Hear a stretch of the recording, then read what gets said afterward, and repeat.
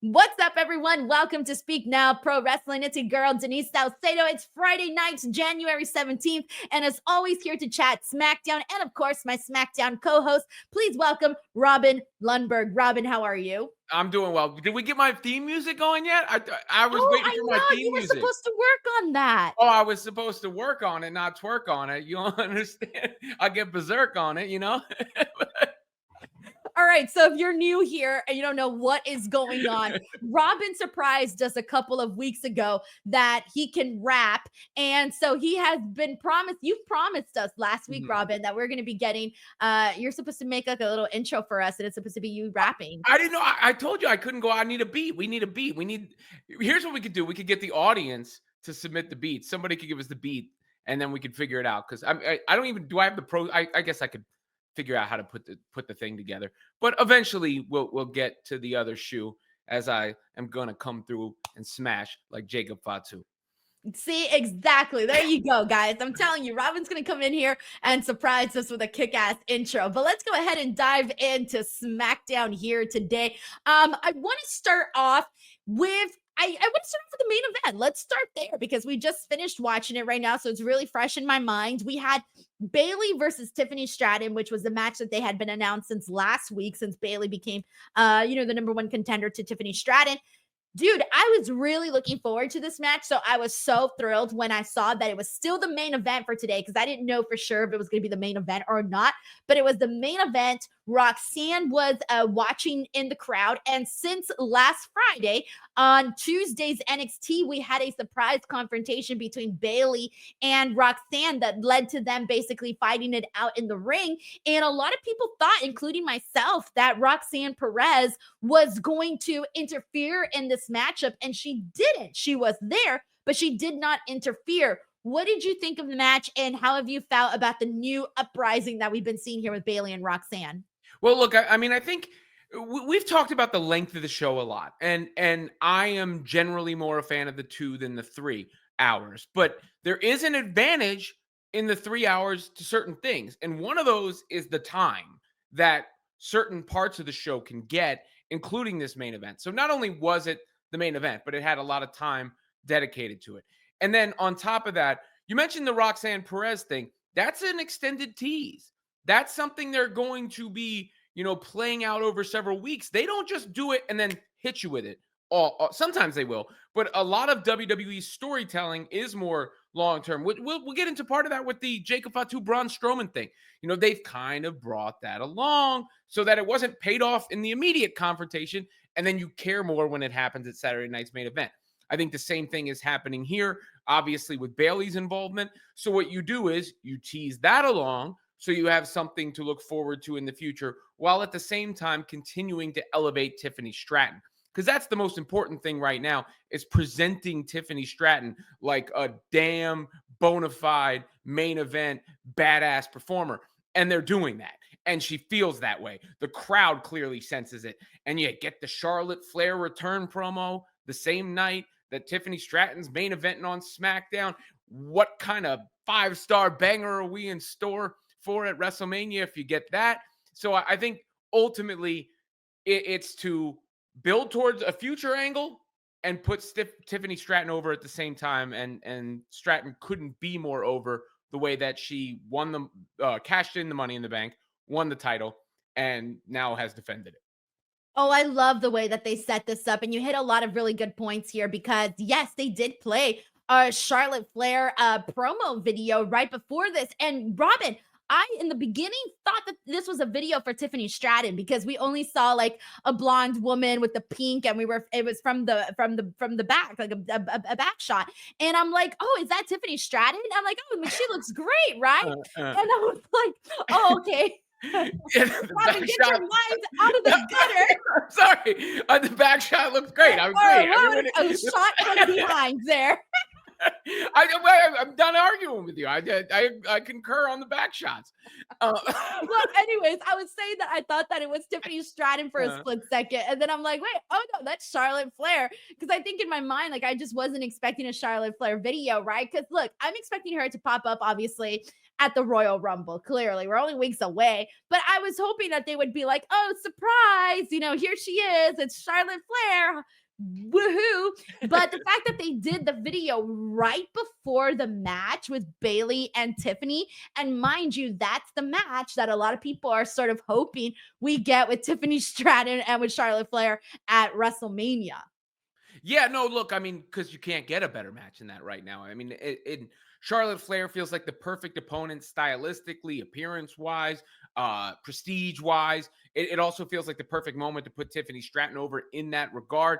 Now, it is right when Charlotte Flair returns, so, but maybe, does she win the Royal Rumble? So that puts her in a certain stratosphere too. That might be the way to do both at the same time, winning the Royal Rumble, but then not beating Tiffany Stratton. But regardless, yeah, the timing of it was interesting, to say the least. I think it is the anticipated match. The Rumble is going to have a lot of hype. We've talked about on the men's side, it's the most stacked Rumble. I mean, 92 was up there. Obviously, you've had big Rumble returns like Cena's return and Taker and Shawn being in there at the end. But I'm struggling to find, like, off the top of my head, as many big time participants as we've got on the men's side. You want to increase that on the women's side. What better way than Charlotte Flair returning for the Rumble? And again, Tiffany Stratton, Tiffy time is upon us, and it's thriving. We're thriving in Tiffy time. Back Yes, shots back shots and all. What would I call that? What would you call it? Is there another word for it? Another word for a back shot? Like, we're not facing her from the front? What wording should I use for that, Robin? Rear view. Rear view shot? Behind. Okay, fine. She was facing the other way. There you go. I don't know how to call this. But okay, so this did a whole lot, right? Of course, we got the Charlotte video. That was one thing. So now we can, start to say, okay, Charlotte, Tiffany Stratton, maybe we really are going to get that match for WrestleMania, right? There's a chance that Charlotte Flair, like you said, can win the Royal Rumble and challenge Tiffany Stratton. Then on the other side, you have Tiffany Stratton's actual start to her run. You kick things off with her and Bayley. That is the way to kick things off for her, because she went in there, and we know Bayley can deliver. We've seen Bayley have some of the biggest moments of her career, win the title at WrestleMania, Royal Rumble winner, Money in the Bank winner. She's done just about it all.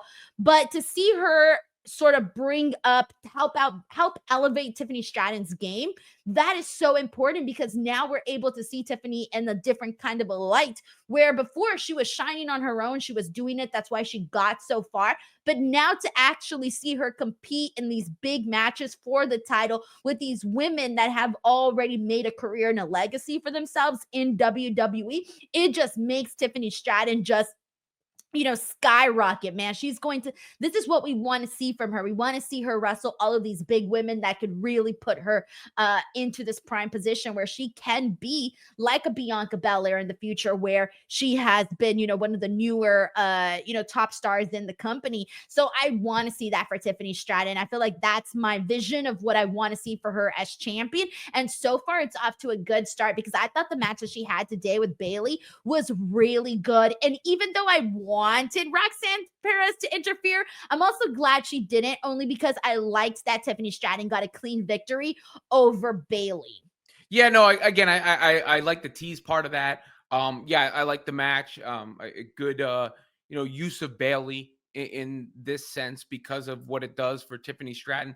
And you mentioned Bianca Belair. I mean, I think when you talk about the women's division, obviously you have the legends of the game, and you have the Charlotte Flairs and the Becky Lynches.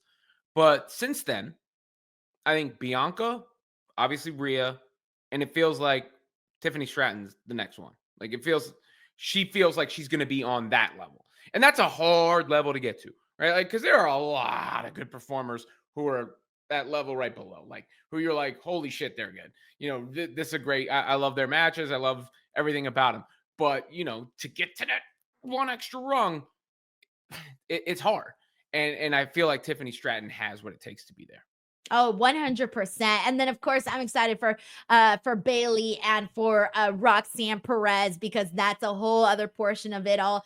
I know we broke that down a whole lot on NXT, but Robin, I do want to get your thoughts on the possibility, or not even the possibility, but because we know it's going to happen at some point. Bayley and Roxanne Perez in the program that they're starting to get into, that they started off on the NXT side of things. No, I like it because one, again, you have the history with Bayley and where she came up from, right? That's important.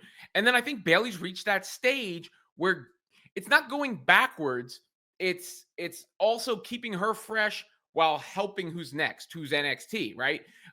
Becky Lynch did something similar not too long ago where she had that run down in NXT. So I think it's a good use of both. It's a way to go, okay, Perez, you're here, you're on the ascent, and Bayley, we understand what you've done for us, what you bring to the table, and that's why we think you're the perfect person to use in this role right now. So it makes a lot of sense. Yeah, I feel ya. All right, let's get into these super chats here. We got Toby who says, I love Kevin's shirts. That's one of the things I was talking about during the watch along is that Kevin Owens has the perfect a shirt to always get under his opponent's skin. Like today when he was wearing the Hall of Fame Rey Mysterio t-shirt while he's wrestling Rey Mysterio. Good shit on Kevin Owens' part. Yeah, are Cody Rhodes and Kevin Owens going to brawl again? Are they still brawling? They're still brawling. They're going to brawl forever. That's like their thing now. We got Kevin Zwicker who says, Victoria for the WWE Hall of Fame, please and thank you. Is she not in already? Victoria? I thought for a second she might have been. Let me Google it, but I he would know. He's a pretty knowledgeable guy. Victoria WWE Hall of Fame. Is she not? It says she was inducted in. No, she was inducted into the Women's Wrestling Hall of Fame in 2024. But not the WWE Hall of Not Fame. the WWE Okay. Hall of Fame. All Okay. right. Good for her. You know what? She may be having her moment coming up soon. Who knows? I mean, obviously she was there tonight. Nice to see her. But yeah, she's definitely someone that I can imagine getting a Hall of Fame induction soon. We got Dream Ninja 77 who says main event slapped. What a way to start Tiffany's reign. Shows that she isn't going to have a short title run. Bayley's so freaking good. I said this from the beginning, man, but I really want to see Tiffany go on this crazy, insane run. My dream, and I'm going to manifest this again, is for her to defeat Charlotte at WrestleMania, because that would really mean like, hey, we got a new arrival in town and it really is Tiffy time. I think she's got to beat Charlotte. Oh yeah, no, I think if she's not going to beat Charlotte, then she shouldn't face Charlotte. Exactly. Thank you so much, Dream Ninja. We got Matt Logan who says we had zero mentions of a women's Royal Rumble. No, I think someone did mention it. Wasn't it Nia? I think she might have, but regardless, I think the Charlotte Flair promo, in a sense, with the timing, is almost a mention of the. It's a mention without a mention of the Royal Rumble. Like what else is Charlotte coming back for right at this very moment? But yeah, I didn't.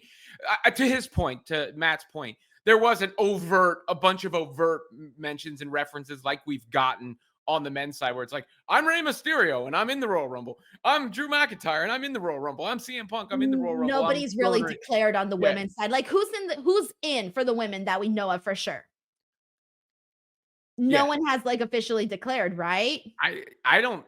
If they have it, it went quiet. Women's Royal Rumble. I feel like I'm like, okay, because I'm like, if we're gonna go off and start naming, they've already had 5 men declare for the Rumble, but I don't. Okay, see, yeah, Joseph Boza says Nia confirmed on Raw. She's the only one so far. Okay, that's probably what my brain associated Nia Jax with that. But okay, so good to know that Nia's in. But that's pretty much all that we've had mentioned so far. But Matt, yeah, you're right. We definitely want to see a little bit more of a push for that, because again, that women's Royal Rumble is really up in the air of what the hell is going to go down. We got Anthony Giuliano who says, can we see Trish Stratus in the Rumble? We definitely can. However, this year I'm predicting we're actually going to see less legends in the Rumble, only because we really do have a lot of women already. I did my Royal Rumble entry predictions, Robin, and I wrote down everybody's name. And when I filled up 30 slots, Robin, there were still so many people that were left over that if I would have told you their names, you'd be like, oh, there's no way that person's not in the Rumble. And I'm like, well, she ain't in the Rumble if all of these spots are taken. And you got all the NXT women. I feel like, I know everyone always gets really excited to see like, the legends come in and whatnot, but there's a chance that we might not necessarily need it in like how we have needed it in the past. Yeah, I mean, they certainly don't need. I think nostalgia is a decent enough play. It's nice to have one or two. I think when you start to do too much of it, then it's like, okay, it gets gimmicky. I think if you can get one or two, let's say two, like oh, that's a, that feels good to see this person. And one genuine surprise per Rumble, that works out pretty well. I mean, the more genuine surprises, the better. That goes even another level. When I say genuine surprise, no offense to the legends, but the person who you're like, oh shit, they might win. Like, Right, or I right. can't believe this person's back. That Like kind of, AJ Lee. If yeah. AJ Lee came out in the Rumble, everybody would be like, holy fudge. Like everyone would be losing their shit. Yeah, AJ Lee, and I mean, I don't even know on the men, but yes, you exactly. That's a perfect example. Like, that when that music hits, you just like, ah. Exactly, exactly. We got Kaden Crawford here who says DWO forever, Roxanne versus Bayley, Mania, maybe assuming. And also, Kaden, thank you for being a DWO member now for 14 months. I don't think that would be happening at WrestleMania. In fact, I have a feeling like it's going to be happening like a lot sooner on NXT. I forget when the first NXT PLE is that they have coming up, but I would assume maybe for that, or hell, even just like straight up on NXT. Like I can see it happening just on a Tuesday because they try to pop that rating and get some good stuff on the show so that NXT does well, especially now that they're on the CW and all of that. So I could see that also happening literally on NXT, if not NXT PLE, and if not, God, I mean, they could literally do, if they wanted to, they could do Saturday night's main event. Yeah, I mean, look, there's a lot of different places, and most of those make sense. But NXT, they've done a great job putting it somewhere between like equal to the other two brands, but above just purely developmental. And it feels like it matters a lot more going forward. It feels like there's more cross promotion, and they certainly don't want their announcers taking it as a big demotion that they're doing Oh, NXT. that's true, huh? You've been demoted to NXT. But also, Vengeance Day is their upcoming PLE, and that's on February 15th. So only a month away.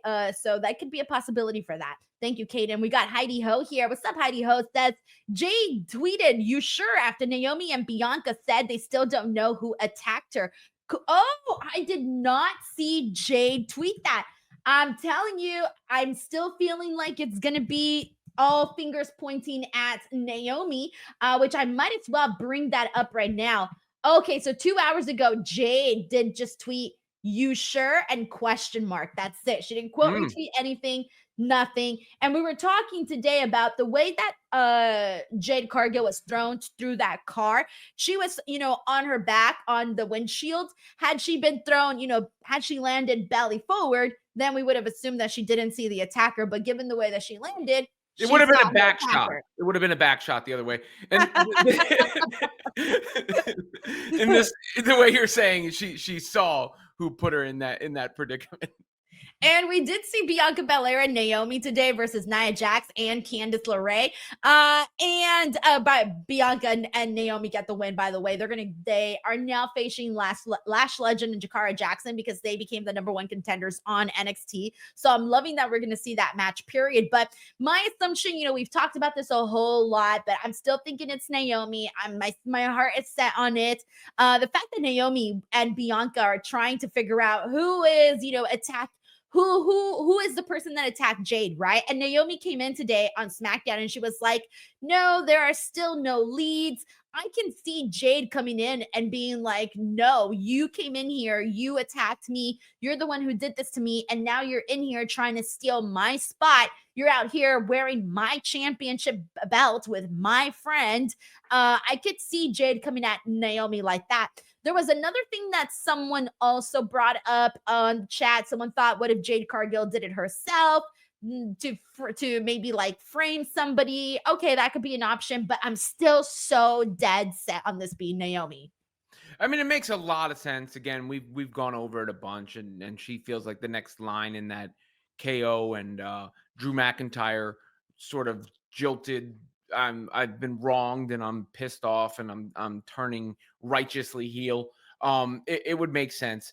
And if the only two people that made any sense for me would be Charlotte on that long tease of the confrontation. But I feel like we're almost destined for her and Tiffany Stratton now. So I'll throw that out the window.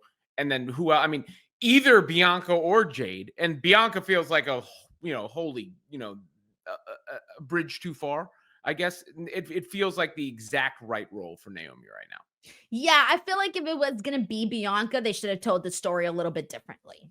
I feel like there are too many holes for in the story for it to be Bianca, primarily her screwing herself out of the United States Championship tournament. That's the big reason why I'm like, no, it can't be Bianca because if not, you're just gonna make my girl look silly. So I don't want that for Bianca.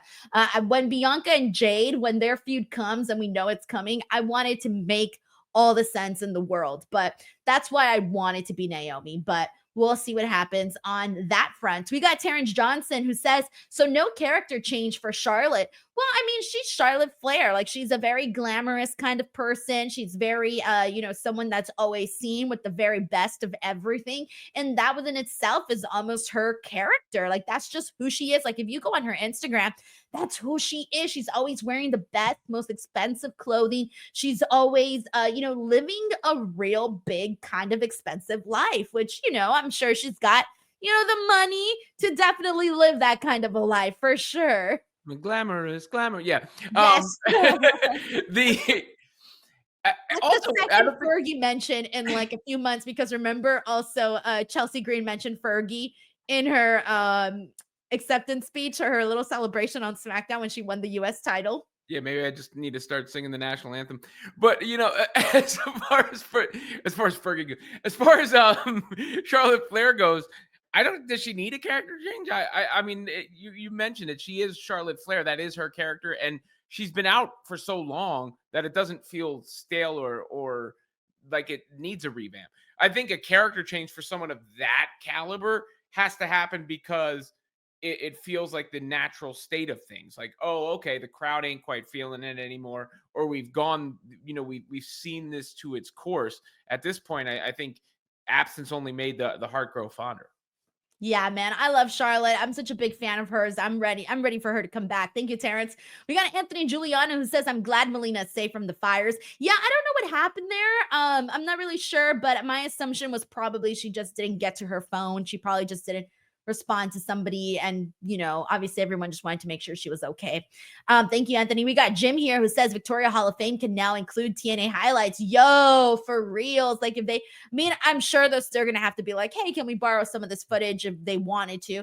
Especially for someone's induction, if she does get inducted, they can definitely do that. But man, this whole TNA WWE partnership, like I said, that video is up right now. I talk a little bit more in depth about it here on the channel if you guys want to check that out. But Robin, I want to give you the opportunity to kind of just like share your reaction when you saw the news.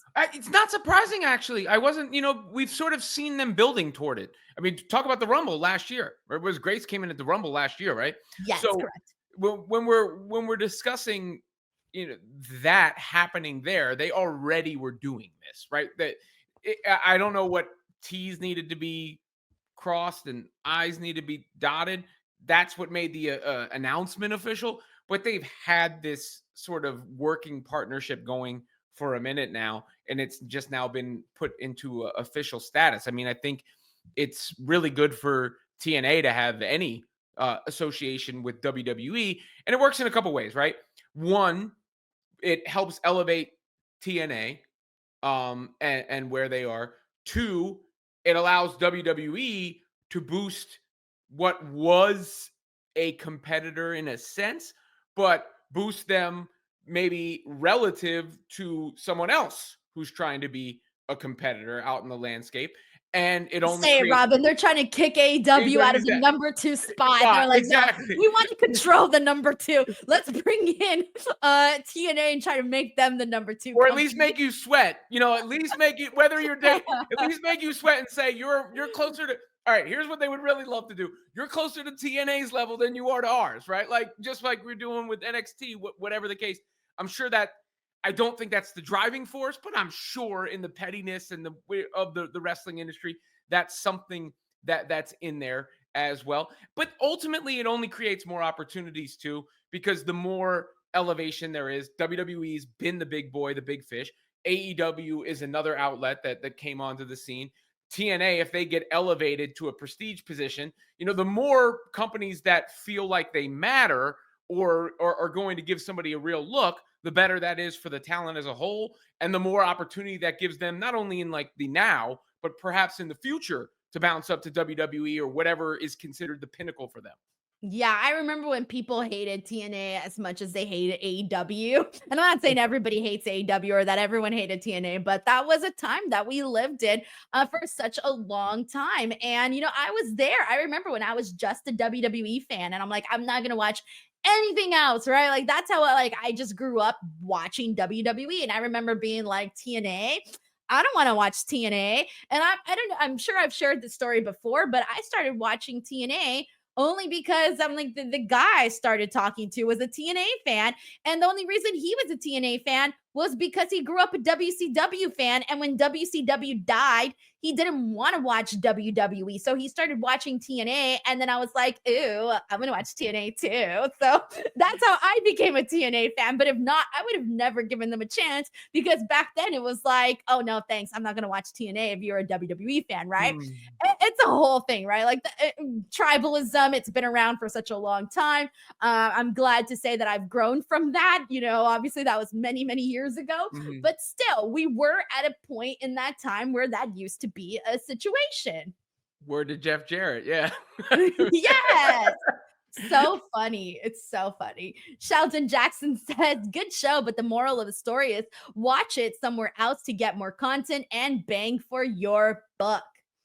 Oh, yeah, that's what What is he talking about?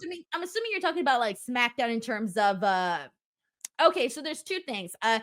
Sheldon was telling me that he was watching SmackDown on Netflix and also with a VPN. So you do get like you don't have to watch one of the things that you might have not seen because I didn't see. So I was watching on DirecTV was Kevin Owens I guess was messing with like Rey Mysterio's daughter or something. I didn't get to see that, but that's what something Sheldon told me about. And then the other thing is I'm assuming you're also maybe talking about like being able to watch it on YouTube. Like you can watch the highlights on YouTube and not have to devote the 3 hours to the show. And you can watch, probably all of SmackDown in like 40 minutes. Or if you don't even want to watch the whole thing, you can pick and choose what you want to watch. All right. Certainly, can almost consume anything in that way nowadays where you Yeah. where you could have the conversation. You can feel knowledgeable enough to converse on the subject matter. That is true. We got Anthony Giuliano here who says Trish did an interview last year and she said she wants to come back to wrestle Tiffany Stratton. She also said she can't retire until she actually, she said she wanted to get ragdolled by Nia Jax. That was another thing Trish said she wanted to do. So there you go. Two things still on Trish Stratus's bucket list of things she wants to do. Anthony, thank you so much. We got Stephen Marchuli who says Tiffany versus Charlotte at WrestleMania will be fire. Dude, take all my money, which they gladly would given those prices of WrestleMania tickets. Steven, thank you so much for the super chat. Matt Logan says, everybody but WWE is teasing Becky as a surprise. I would hope Becky is in the Rumble. I can't imagine her not being in the Rumble. That would be insane. Yeah, well, I've read the reports where that she signed a new deal. Which means or whatever the agreement, she's her return is imminent. And if Charlotte's already being teased, I like Becky coming in without an announcement if they're both going to be in the Rumble. Right, because I had said like, oh, I was just expecting Charlotte to appear. I wasn't expecting like a whole package or anything like, and none of that. I personally would have preferred for us to just see Charlotte's music play and for her to come out at the Rumble without the package from today. Like, even though we're all anticipating it, I just think it's a little bit more exciting in that moment, because we get caught up in obviously in the Rumble and the entrance and who's coming out, and especially with the theme songs that we actually do know and remember, and Charlotte's we do know and remember. But now I do want to go ahead and get into another big topic of the show. And man, of course, because we were in San Diego, a big portion of the show revolved around Rey Mysterio. Rey Mysterio went out there. He talked about the Royal Rumble, really just kind of running that down, saying he's going to be in the Rumble, all of that, right? Kevin Owens, though, interrupts him right when Rey Mysterio had the whole crowd chanting Eddie Guerrero's name. And talk about some heel heat where you come out and you interrupt that. KO gets in his face and tells him, if you win the Rumble, you need to promise me that you're going to face me for the championship. And Rey Mysterio's like, you're not even the champion. Cody's the champion. So this obviously leads to some bickering. This then leads to a first time ever match. I didn't even realize this was going to be that they had not wrestled one-on-one. Kevin Owens versus Rey Mysterio here in San Diego. A lot of fun there. So let's talk about that first portion, the Kevin Owens Rey Mysterio portion of the show. What'd you think of the promo, and what'd you think of the matchup? Yeah, pretty good. I mean, look, Rey Mysterio is one of those guys who's maybe the most universally liked performer in the history of the business. He's up there. Has anyone ever said, I hate Rey Mysterio? Like, Minus the people that are always betraying him. yeah, other than Dom and his Yeah. immediate family. But other than that, like of the fans, everyone loves Rey Mysterio. Obviously, And if you don't, something's wrong with you, my friend. exactly. And then you get the first time ever match, which again, I didn't know that either, because there was never really a reason for Kevin Owens and Rey Mysterio to have a match. It's not everything, you never saw them together in programs or a reason for them to be butting heads. So that's a nice thing to do for the paid attendance. That's a nice thing to do for the people in the building, because it's like, oh, okay, we're seeing a match no one's ever seen before, to, an absolute total legend in Rey Mysterio, a guy who's done it all in Kevin Owens and is universally liked as well. There's no more significance to it really than that, other than it being like, here you go. You're the ones that get to see this. And I thought it played well. I wasn't blown away, but I thought it played well. It definitely did. I had a good time with it. Like I thought the match was perfectly fine. And it was special, and it meant something for the people in San Diego. Like this definitely felt catered to them. Maybe a little bit more so than the TV audience, but I also feel like, well, it's Rey Mysterio and Kevin Owens. How is that not for the TV audience? So even though it was meant more for the live crowd, this is one of the situations where it also benefited the TV viewer, because I had a good time watching KO and Rey Mysterio go at it. But here's the thing, though, intertwined with all of this is still the Cody stuff. And really, there's not much to say other than what's his face, Nick Aldis, was trying to get them to sign a contract, but both of them didn't want to be the first ones to sign. So he basically said, all right, I'm going to take both of your titles to suspend to the top, since it's a ladder match, and you guys need to sign these forms in order to get the actual matchup, right? So it's just a contract signing. We see it all the time. And then they had another brawl again after this. Immediately afterwards, Kevin Owens, after he defeated Rey Mysterio, was still continuing the attack on Rey. And so, of course, Cody came out, they brawled, and that's pretty much it. Yeah, I mean, look, there's nothing else to do with that. And I don't even say that critically.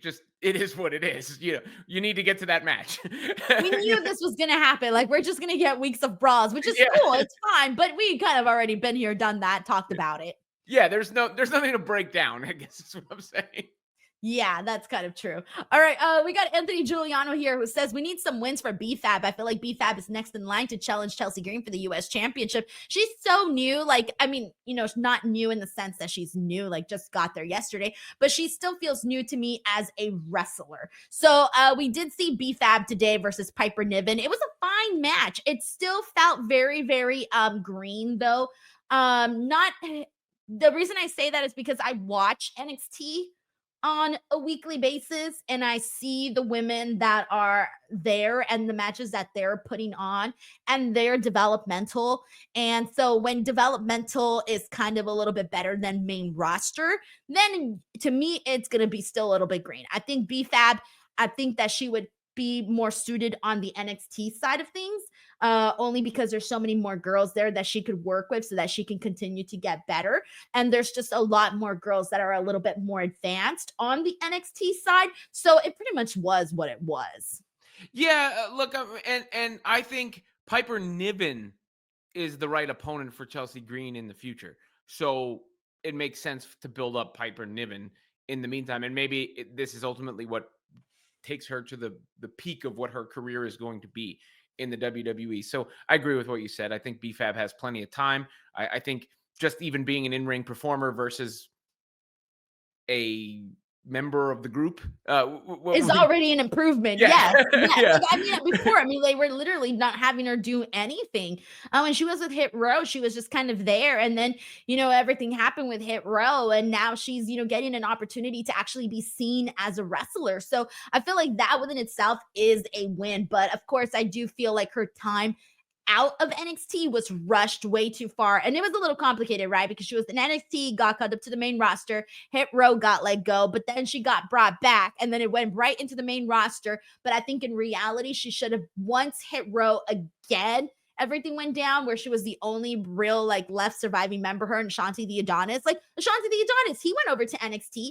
I think they should have done the same thing with BFAB, where they should have sent her to NXT. So again, she could have the reps there and the women and all the tools and people that she could use to just continue to grow and get better. But she didn't do bad. But again, it's still not at the level that the main roster women are at that they're working with. Thank you so much to Anthony Giuliano. Another match that we got here today. Oh man, Jimmy Uso versus defeated Carmelo Hayes via DQ. Damn, for me, I don't really know that there was too much here, but what do you call it? We had Fatu and Tama Tonga go out there and beat up both Jimmy and Carmelo. And then we had Solo SIkoa come out. Solo SIkoa's music hits. He walks through the ring, but then afterwards he just walks out. And then we get Jacob Fatu cutting this like super angry promo. And he's going off. And I think he thinks, I think that he is going to be now the new leader, or I'm not really sure what's going on there. I'm a little bit confused. He may or may not be the new leader, but we did also get another confrontation with him and Braun Strowman, and that match has finally been made official for Saturday night's main event. So I know there's a lot there, but how'd you feel about the string of events? Yeah, I think the Jacob Fatu and Solo SIkoa thing was supposed to introduce the seeds of dissension or whatever is going on, change, whatever it is. And because Solo SIkoa comes out and doesn't speak, right? And then he walks out on the rest of the bloodline in the midst of like, what is that for? And then right after that is when Fatu speaks for an extended period of time and with a level of anger. Now you would expect him to almost always be angry. Like the Hulk and Avengers when they say, "What's your secret?" I'm always angry. You kind of get that vibe from Jacob Fatu. It's his general demeanor. But nonetheless, giving him more mic time, which is only going to help him in the future, and giving him story, which is what they started there, I think, with Solo SIkoa. The whole point of that is what's going on here. Tune in next week to see what's going on here, right? Like that's the point of that. Then Braun Strowman and Fatu, we've seen that tease. I told you that when they initially went, and somebody came in. Two teases in a row, too. Yeah, but that's to make you want to see it. And you were kind of wondering with Saturday night's main event, I think, what the hell's going to be on Saturday night's main event with the Rumble right there? Well, there you go. Like that feels like a classic Saturday night's main event type of matchup. Braun Strowman, Jacob Fatu, these two monsters, let them go at it. Just a fun match that is not considerably consequential to all the storylines going on, but that you're damn sure going to want to see, especially after it's teased toward. Dude, that's my match. Like when I saw that, I was like, yes, because you know me, like I love to see like the guys that are like big and meaty go at it with each other. And I think for such a while, like they were kind of keeping those matches, like they weren't really doing those that often. Like you were seeing big guy versus small guy, which I love too, of course.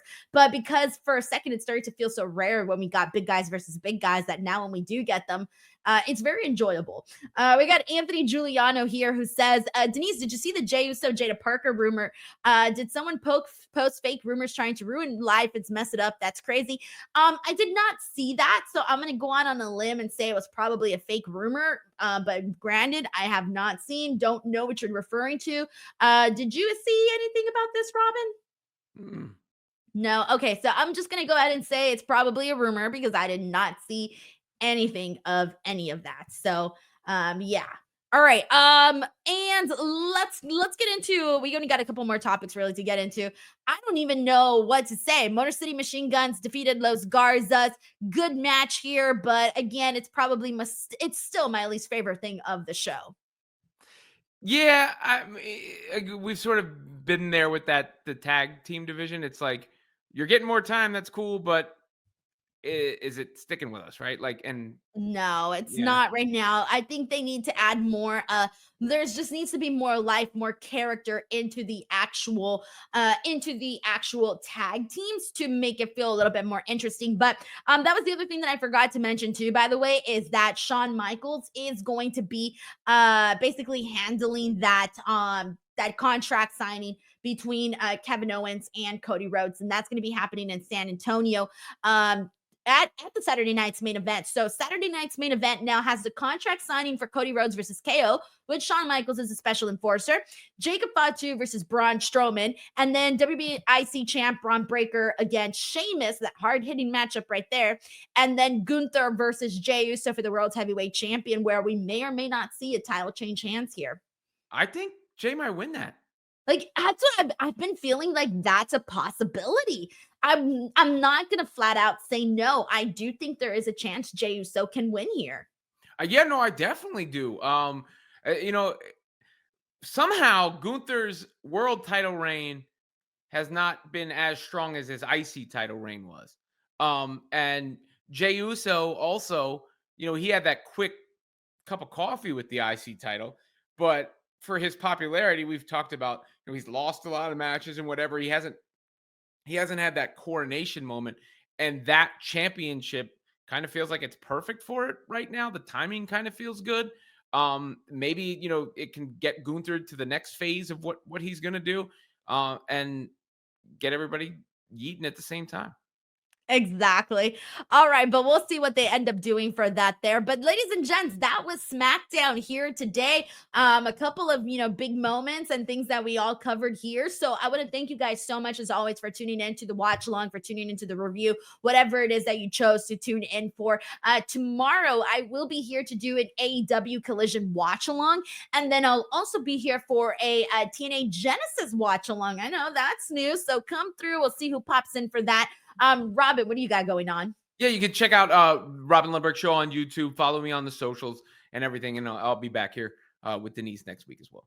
Hell yeah, everyone. All right, we'll catch you guys on the next one. Thank you guys so much. Bye, everyone. Yeet.